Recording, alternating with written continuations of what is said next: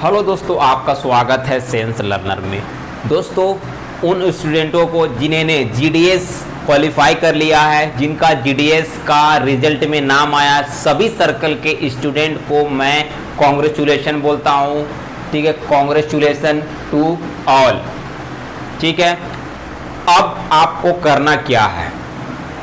अब देखिए, जो भी निकाला है रिजल्ट, उसमें लगभग जितने वैकेंसी है ना, उतने ही रिजल्ट निकाला है। तो अगर आपके पास वैलिड डॉक्यूमेंट है तो आपका होना तय है।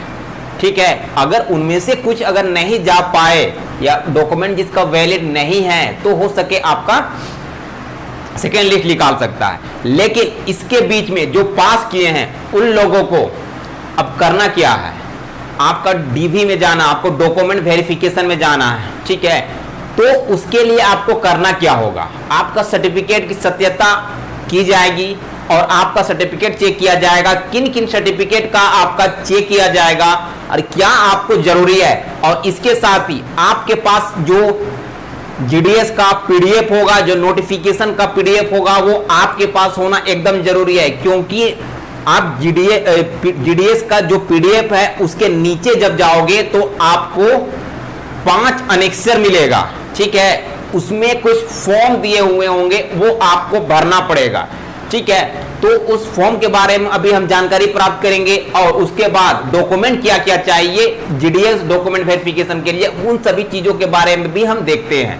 ठीक है, सबसे पहले हम देखेंगे कि जो अनेक्सर है, अनेक्सर के बारे में देखेंगे। जो पीडीएफ का सबसे लास्ट में दिया हुआ होता है फॉर्म, आपको भरना पड़ेगा, आपको सबमिट करना पड़ेगा डॉक्यूमेंट वेरिफिकेशन के समय। ठीक है, उसके बाद जो सर्टिफिकेट है ना, सर्टिफिकेट होगा, जो सर्टिफिकेट का जरूरत होगा वो सब भी आपको डीवी में आपको दिखाना पड़ेगा। तो सबसे पहले एनेक्सर को देखते हैं हम।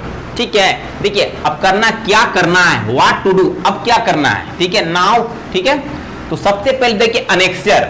ठीक है, आप पीडीएफ अपना खोल लो और देखो फर्स्ट अनेक्सर में क्या दिया हुआ है। ठीक है, अनेक्सर में आपको ऐड करना होता है। देखिए, तो पहला अनेक्सर में आपको जो पोस्ट के लिए आप अप्लाई किए हो, है ना, तो वो पेज का आप प्रिंट निकाल लो पीडीएफ से, और उसमें दिया हुआ है 3 पोस्ट। उसमें आपको जो पोस्ट को फर्स्ट प्रेफरेंस दिए हैं उसको आपको भरना पड़ेगा। ठीक है, बहुत सारा चीज में भरना है। हो सके अगर नेक्स्ट वीडियो में मुझे मौका मिल जाए तो मैं एक एक का पूरा भरने का टाइप भी मैं बता दूंगा। ठीक है, तो पहला में आपको भरना है कौन पोस्ट के लिए आप अप्लाई किए हो। ठीक है, उसके बाद कौन पोस्ट ऑफिस है ना, कौन तहसील में आपका हुआ है, उसके लिए आपको अप्लाई करना है।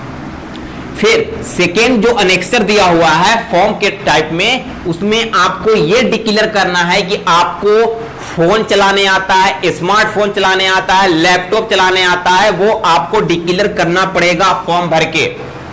उसके बाद थर्ड अनेक्सर जो दिया हुआ है पीडीएफ में, उसमें आपको साइकिल चलाने आता है या नहीं, वो डिक्लेयर करना पड़ेगा।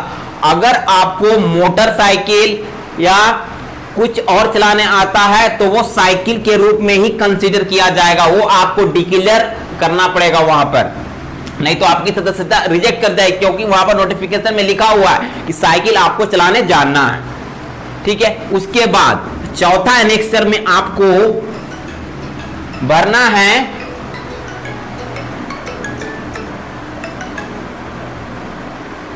चौथा एनेक्सर में आपको भरना है कि अगर आपका कहीं से अदर सोर्स है इनकम का, अगर आप कहीं से दूसरे जगह से कुछ और कमाते हो तो उसको सिलेक्शन का 30 दिन के बाद आपको जमा करना है। वो भी आपको डिक्लेयर करना पड़ेगा कि हम जमा कर देंगे।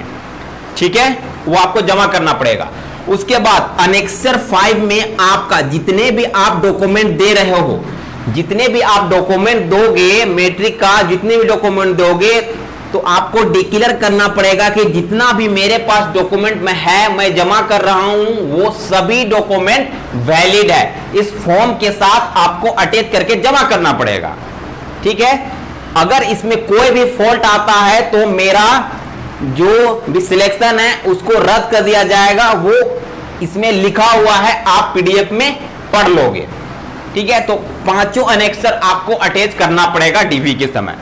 उसके बाद डॉक्यूमेंट वेरिफिकेशन में ये तो हो गया। उसके बाद हमको जो जरूरी सर्टिफिकेट चाहिए, जो आपका डिग्री है, जो डिग्री से आप अप्लाई किए हो, उसका तो एकदम हमको जरूरी है, क्योंकि सबसे इंपॉर्टेंट होता है आपका मैट्रिक का सर्टिफिकेट। मैट्रिक का सर्टिफिकेट बहुत इंपॉर्टेंट है। आपका जो मार्कशीट है, मैट्रिक का मार्कशीट है, वो आपको रखना पड़ेगा, ठीक है। मैट्रिक का मार्कशीट आपका जितने मार्क्स आप अप्लाई किए हो सेम मैच करना चाहिए, ठीक है। अगर आप फॉर्म भरने समय अब कुछ और मार्क्स दे दिए हैं और मार्क्स इसमें अलग है, तो आपकी सदस्यता रद्द कर दी जाएगी, ठीक है। तो आपको याद रखना पड़ेगा कि मैट्रिक का मार्कशीट और जो फॉर्म भरे वो मार्कशीट वो एक ही होना चाहिए। गलती आप भरे होंगे फॉर्म में तो आपकी सदस्यता कैंसिल भी हो सकती है, क्योंकि ये डॉक्यूमेंट वेरिफिकेशन में पूरा मिलाया जाता है। अगर मैथ्स में आपका जितना मार्क्स है तो उसमें भी उतना ही मार्क्स आप अप्लाई किए होंगे,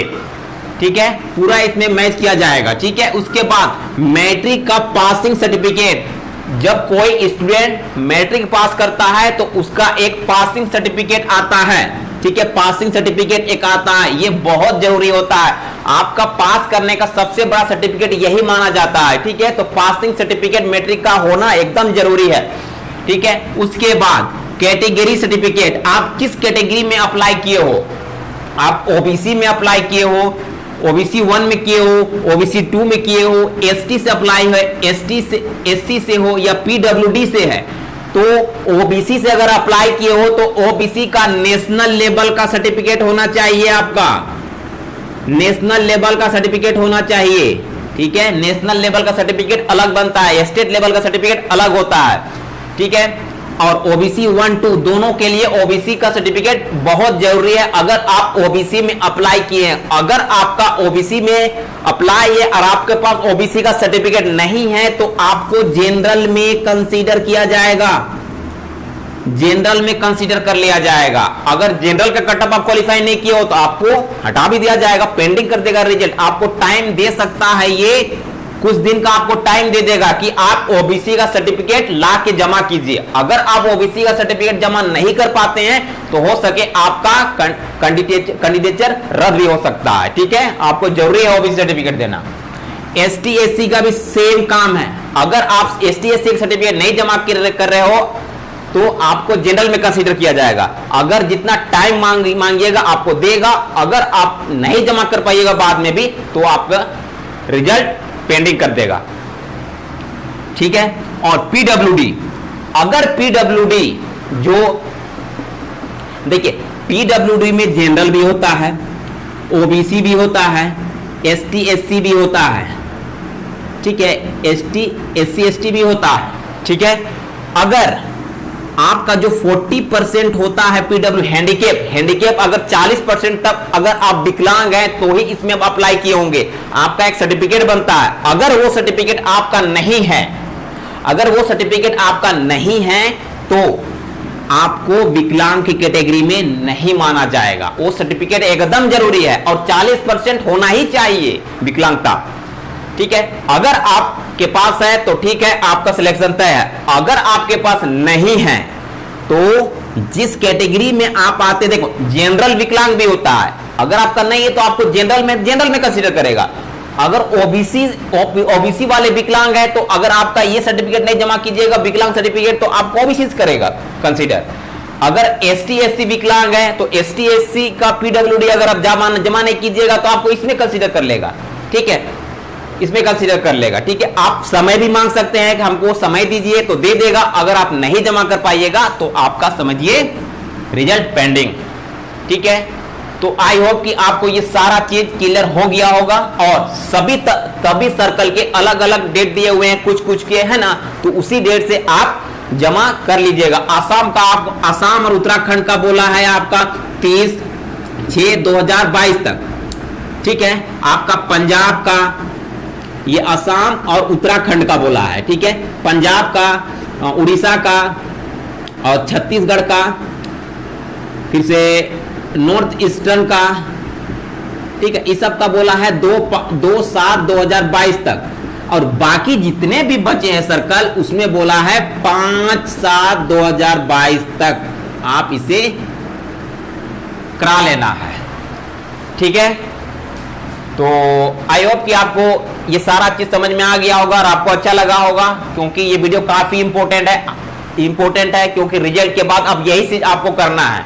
ठीक है, तो अनेक्सर वाला याद रखिएगा, क्योंकि अनेक्सर के बारे में हो सके डिटेल वीडियो लाऊंगा, सिर्फ अनेक्सर के बारे में बताऊंगा क्या क्या भरना है, वो सारे चीज में बताने की कोशिश करूंगा। ठीक है, तो चलिए चैनल पे बने रहिए और आई होप कि वीडियो आपको अच्छा लगा होगा। Thank you.